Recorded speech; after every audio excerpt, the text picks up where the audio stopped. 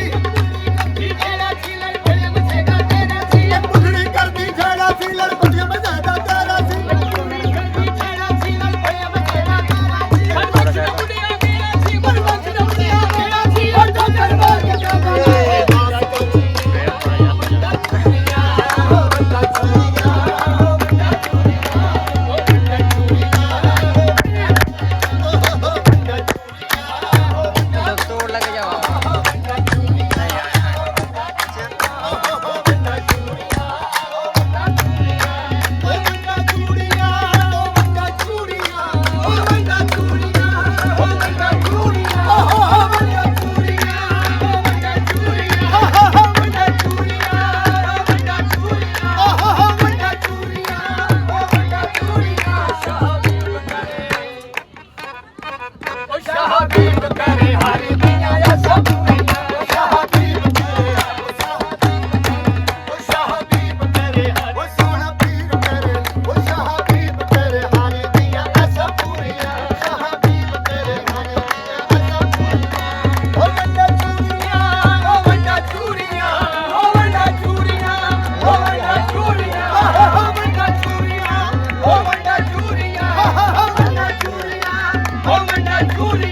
Habib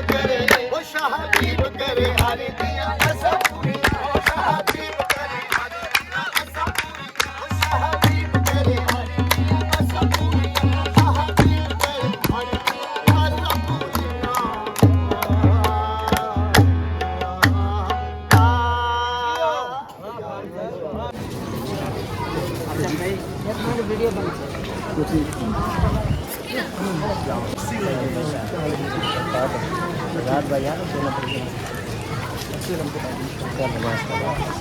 है दोस्तों, आज व्लॉग दे थे इख्तिताम करना, जिंदगी बाकी फिर मिला के मर गया तो दुआ करें। अल्लाह हाफिज़।